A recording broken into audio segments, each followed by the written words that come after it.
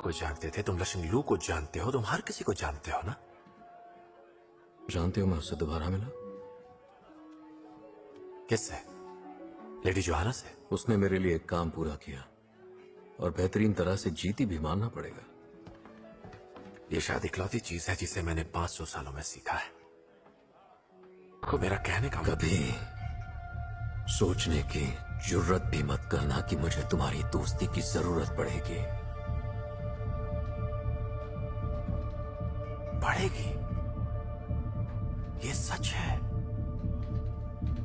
Hello दोस्तों, web series investigator YouTube channel में आपका स्वागत है। और आज हम एक्सप्लेन करने जा रहे हैं द सैंडमैन सीजन 1 का एपिसोड 6। अगर आपने अब तक सीजन 1 का एपिसोड 1 से लेकर 5 तक नहीं देखा है तो जाकर देख ले, उसका लिंक डिस्क्रिप्शन में दिया हुआ है। और अगर आप इस चैनल पर नए हैं तो सब्सक्राइब करना ना भूलें और नोटिफिकेशन बेल जरूर दबा दें ताकि आपको सबसे पहले नोटिफिकेशन मिले। एपिसोड 6 के स्टार्टिंग सीन में हमें दिखाया जाता है कि मॉर्फियस कहीं बैठा हुआ है और उसके पास एक लड़की आके बैठती है और उससे कुछ बातें करने लगती है। वो लड़की उसकी बड़ी बहन डेथ है और ड्रीम यानी मॉर्फियस थोड़ा उदास बैठा हुआ है, जिससे वो उसे अपनी बातें को शेयर करने के लिए कहती है। मॉर्फियस उसे बताता है कि अपनी सारी चीजें वापस पाने के बाद उसे खुश होना चाहिए, लेकिन वह खुश नहीं है। वो अंदर से खालीपन महसूस कर रहा है, कुछ तो अजीब उसे लग रहा है। ये बात वो अपनी बहन से शेयर करता है। मॉर्फियस उसे बताता है कि जब वो कैद में था तो वो सोचता था कि जब वो आजाद होगा तो सबसे बदला लेगा, लेकिन आजाद होने के बाद ऐसा कुछ नहीं किया कि अब मॉर्फियस पहले से भी ज्यादा ताकतवर हो चुका है। लेकिन फिर भी उसे ऐसा लग रहा है कि अब उसे कुछ नहीं बचा, क्योंकि आजाद होने के बाद उसका एक उद्देश्य था कि वो अपनी चीजों को वापस लेगा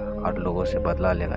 लेकिन सब चीज मिलने के बाद अब और ताकतवर होने के बाद उसे एक अकेलापन महसूस हो रहा है, उसे खालीपन लग रहा है। ये बात अपनी बहन से शेयर करता है। उसकी बहन डेथ उसे समझाती है कि ये सब बात को भूलकर अब वो आगे बढ़े और अपने साम्राज्य को फिर से बनाए। इसके बाद वो उसे अपने साथ चलने को कहती है और दोनों फिर कहीं चलने लगते हैं। जिसके बाद वो दोनों रास्ते में काफी बात करते हैं और डेथ उसे पूछती है कि आजाद होने के बाद वो परिवार से मिला या नहीं, तो ड्रीम बताता है कि वो परिवार से कभी नहीं मिला। डेथ उसे बताती है कि जब वो कैद में था तो सभी परिवार वाले खाने पे जरूर आए थे, लेकिन उसमें डिजायर नहीं आए थे। और वो ड्रीम को इंसानों के बारे में भी बताती है, वो किस तरह के हैं, उनका व्यवहार कैसा है, उनका सोच कैसा है। इसके बाद डेथ एक घर में जाती है जहाँ एक बूढ़ा आदमी वायलिन बजा रहा है और उससे अच्छे से बातें करती है, क्योंकि वो एंजल ऑफ डेथ है और उस बूढ़े को ले जाने आई थी।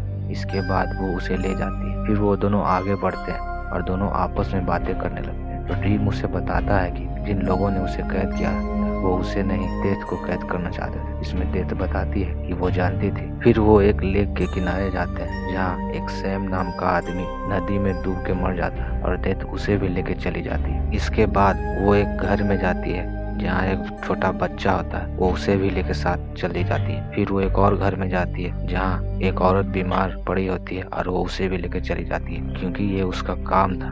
ड्रीम उससे पूछता है वो ये सब कैसे कर लेती है, तो वो उसे बताती है कि ये उसका काम है और हर अनंत जीवी का जो भी काम है वो उसे बखूबी करना चाहिए। और साथ ही साथ वो उसे बताती है कि शुरुआती टाइम में उसे भी बहुत बुरा लगता था, क्योंकि उसका काम सबसे अलग है, लोगों को अपने लोगों से अलग कर दिया है। यानी कि जो भी लोग अपने लोगों से प्यार करते थे वो उसे उसके समय पूरा होने पर उसे ले जाते थे। इसीलिए लोग डेथ को पसंद नहीं करते, फिर भी वो मॉर्फियस को पसंद करते, क्योंकि वो नींद में उसके पास चले आते हैं बिना डर के। वो उसे बताती है कि लोगों की सेवा करना ही उसका काम है, यही उनका मकसद। और यह कहते कहते वो बहुत लोगों की जान को अपने साथ लेके चली जाती है, उनकी आत्माओं को अपने साथ लेके चली जाती है। और रास्ते में वो वहीं वापस चले जाते हैं जहाँ पर ड्रीम बैठा हुआ है। वहाँ पर भी वो एक इंसान की आत्मा को लेके चली जाती है और साथ ही साथ उससे पूछती है कि उसका दोस्त कैसा है। इसके बाद बोलकर वो वहाँ से चली जाती है और ड्रीम अपने रास्ते चले जाता है। इसके बाद ड्रीम एक बड़े से कासल के सामने जाके रुक जाता है, लेकिन वो कासल बंद होता है। फिर सीन शिफ्ट होकर दिखाया जाता है कि सन 1389 में डेथ और ड्रीम दोनों उसी कासल के सामने खड़े हैं और दोनों अंदर जाते हैं।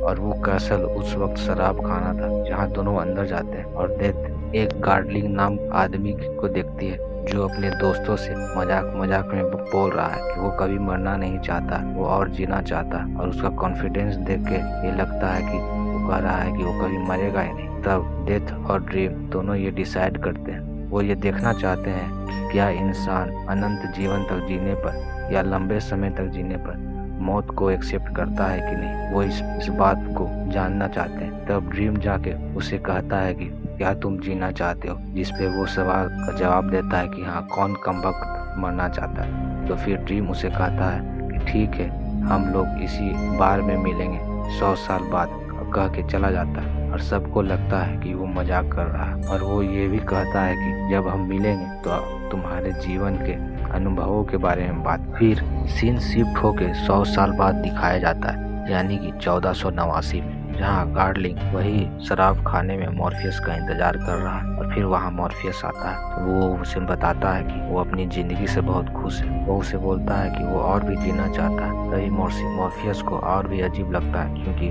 100 सालों बाद भी उसे मौत का इंतजार नहीं है और वो और जीना चाहता है। इसके बाद 100 साल बाद में कह के मॉर्फियस वहाँ से चला जाता है। फिर सीन शिफ्ट होके 1589 में दिखाया जाता है, और वही शराब खाने में दिखाया जाता है, जहाँ गार्डलिंग मॉर्फियस का इंतजार कर रहा है। और अब गार्डलिंग के बाद बहुत पैसा है, वो अमीर हो चुका है, और वो उसे बताता है कि वो और भी जीना चाहता है। तब मॉर्फियस को लगता है कि वह स्वार्थी है, उसे जिंदगी का मोह है, इसलिए वो अब तक जिंदगी जीना चाहता है। इसके बाद 100 साल बाद मिलेंगे कह के फिर मॉर्फियस वहाँ से चला जाता है। फिर सीन शिफ्ट होकर 100 साल बाद दिखाया जाता है, यानी 1689 में, जहाँ गार्डियन उसका इंतजार उसी बियर बार में कर रहा है, शराब खाने में कर रहा है। तो मॉर्फियस वहाँ आता है और उससे बातें करने लगता है, और अब वो और भी अमीर हो गया। वो वही बात कहता है कि वो और भी जीना चाहता है। लेकिन इसी दौरान मॉर्फियस को वहाँ शराब खाने में एक इंसान मिलता है जिसका नाम विल होता है। वो एक लेखक है, लेकिन उसकी कहानी को कोई पसंद नहीं करता।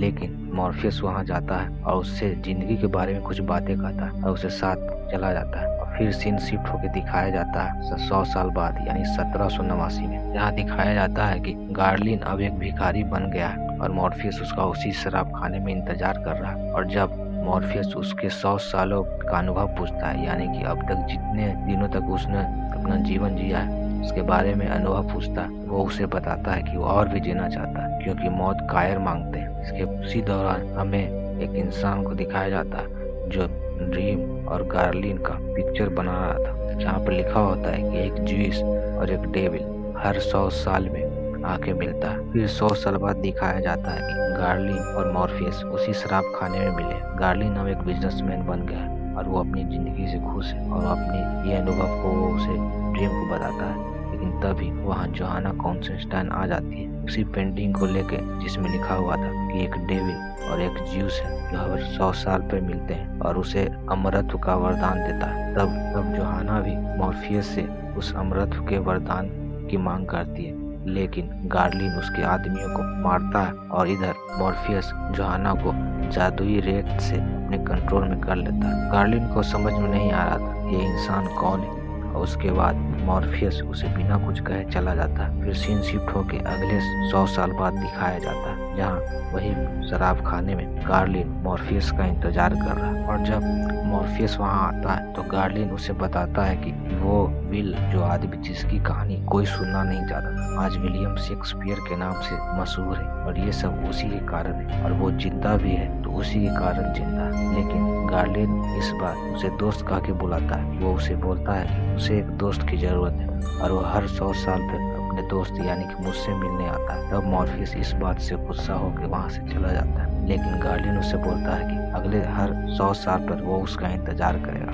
यह कहकर वो चला जाता है। फिर 100 साल बाद दिखाया जाता है कि गार्लिन उसी शराब खाने में इंतजार कर रहा है, लेकिन मॉर्फियस उससे मिलने नहीं जाता, क्योंकि मॉर्फियस इस दौरान कैद में रहता है। इसी कारण से वो उससे मिलने नहीं आता। फिर सीन शिफ्ट होकर दिखाया जाता है प्रेजेंट ईयर में, जब वो अपनी बहन डेथ से मिलने के बाद उस कैसल के सामने आता है, लेकिन वो कैसल बंद होता है। तभी ड्रीम गौर करता है कि उस कैसल के दीवार पर एरो का मार्क लगा हुआ है, और वो उस एरो के मार्क को फॉलो करते हुए जाता है। और जब जाता है तो उसे एक दूसरा शराब खाना मिलता है, और उसे वहाँ उसका दोस्त बैठा हुआ मिलता है। लेकिन इस बार बिना गुस्सा किए हुए भी ड्रीम उसे अपना दोस्त कह के मुस्कुराने लगता है, और साथ में बैठ के कुछ बात करने लगता है। लेकिन इसके बाद सीन शिफ्ट होकर हमें दिखाया जाता है कि डिजायर किसी से बात कर और वो बोल रहा है कि मॉर्फियस अब आजाद हो गया, अब वो पहले से और भी ताकतवर हो चुका है और उनका प्लान फेल हो चुका है। और फिर एपिसोड यहीं पे खत्म हो जाता है। तो दोस्तों, कैसा लगा आपको एक्सप्लेनेशन? अगर अच्छा लगा तो लाइक, शेयर और सब्सक्राइब करना ना भूलें और कमेंट जरूर करें आपको कौन सी वेब सीरीज का एक्सप्लेनेशन चाहिए। और अगर आप नए हैं तो सब्सक्राइब कर लें। Thank you.